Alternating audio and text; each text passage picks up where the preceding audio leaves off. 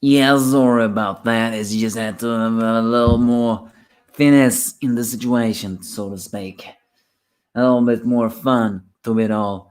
If you're gonna wait with the ice reveal, we'll wait until chapter 100. But it's me, the Angry Anime fan, the semi-despair reviewer, and this is, well, chapter 99, just one chapter more of Eden Zero, and we will have 100. And in this chapter, well, Drakenjol doesn't immediately die, but he does turn into, well, a decrepit old man that still hungers for life. Wise, of course, wanna kill him right in that moment, but Shiki says that he shouldn't. I mean, Shiki is the kind of guy that wanna be friends with a lot of people, but it's also true that when it comes to him, that even he knows he won't be friends soon enough. But anyone will reach out their hands eventually. So I mean, it's just that Drakenjo. I'm sorry. Shiki is the kind of guy that always will believe in other people. The other friends come over, and although Wise cannot shoot Drakenjo because, well, he can't, it's because Sibir says you know just how precious life really is. And of course, Amira is impressed, is if not a little shocked that they defeated Drakenjo. I'm just wondering if this is gonna have some consequences in the future. Of course, Homer and Rebecca comes and well, Amira acts all flirty about, oh, I'm Chiki's friend. It's not like it appears that she didn't really have any hidden agenda right now, but well, I guess I'll see. Shiki, of course, breaks down saying that he was afraid of losing his friends, but now,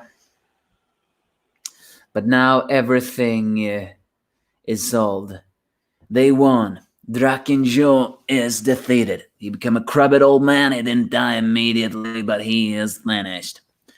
And so, back on the ship, it is revealed that Amira has been taking charge of things, or at least as much as you think she has. She has the organization, the Interstellar Union Army that she is part of, has been had decided to make Belial Goel some a kind of ongoing investigation where it will become like a space colony. So the residents' lifestyles will be preserved, but it's not exactly known what will happen, so to speak. So well, we'll see what happens. They destroy the weapon, and then we get to Wise's room. Let me just tell you that it's not exactly the most tinkering of rooms. Yes, there are some mechanical things everywhere, but it's most noteworthy that he has half-naked pictures of ladies, or maybe it's just the same lady all over. It's not exactly known who that is, but it's half-naked pictures of this one lady as a reminiscence of this pair of this investigation. So well, so since after all, everyone has skeletons in the closet over here, so and Wise says that Mira will handle it. I'm not so really sure about that. Again, I'm not really known what Amira's goal truly was in all of this. Was it to, well, truly help them, or did she have another ulterior motive? Uh, so, uh, the and as Wise points out, considering what this will do for her career, of course she's in a giving mood. So it's very likely that she wouldn't have been in a giving mood if, well, no one hadn't arrested Drakenjol. So the biggest question to all of this will point out is this going to, you know, who is gonna get the credit for taking down Drakenjol? Is Amira really gonna take all the credit? I mean, granted, she's an interstellar Union worker, so I guess it makes sense if she would take all the credit. I mean, that way Shiki and gang would probably travel across the galaxy and have no problem. But I'm just a little bit skeptic. Will all the rest of the five galactic star Russia really believe that he was taken down by some interstellar guy?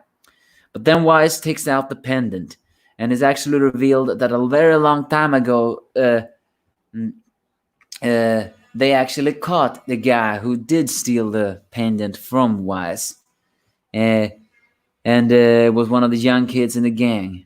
However, apparently, when Wise lost the young Wise back then, that stopped acting out and went to school and became the professor when he was still young, and he got back the pendant. He gave the pendant to Sibir, saying that it's a reminder of a friend you didn't. It told me it's a reminder of when you didn't trust your friend. I want you to keep it until the day when I finally forgive myself. So after that, he went to school and redeemed himself, but Sibir could not. And then he left the planet and all forgot about the pendant. So with that, the old Sibir practically make up completely with the young alternate Wise. I was jealous of your life, and I'm proud that I could call you my friend.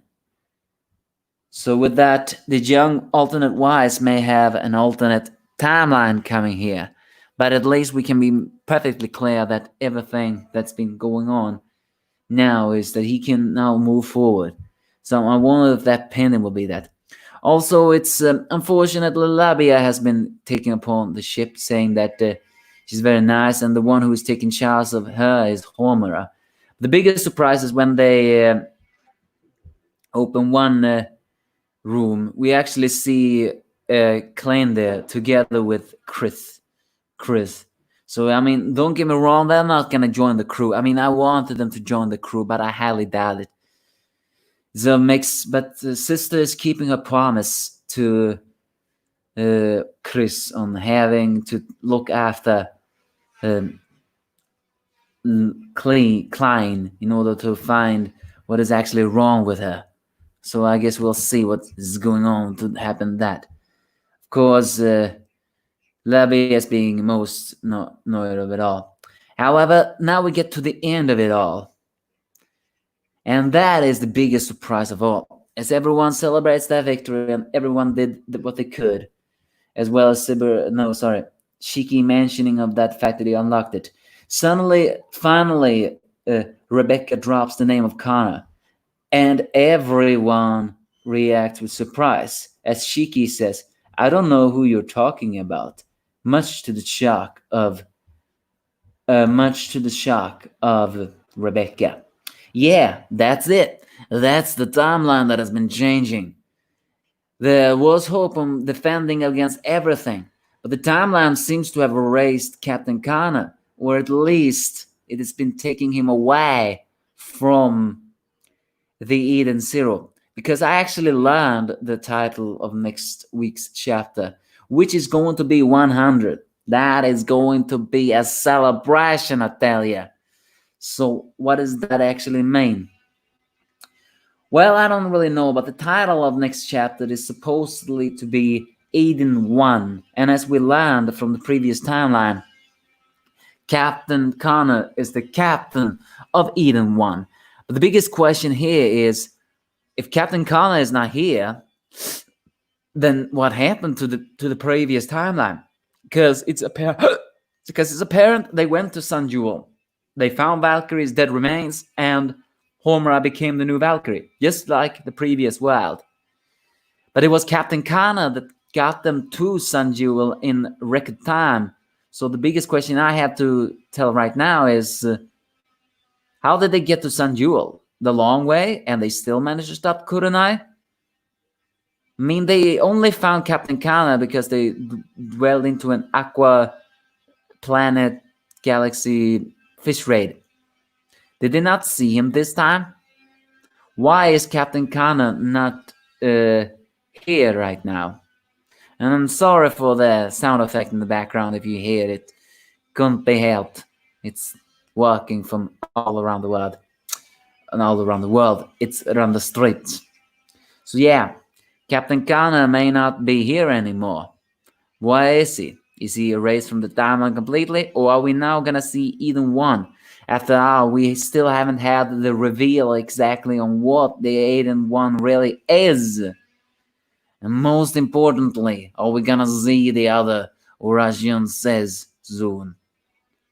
Amira is very likely gonna take credit for this, but is everyone truly gonna believe that he was defeated by the Interstellar? Too many questions, and I'm not exactly sure on how to say any of them. But you give me your thoughts if you have any.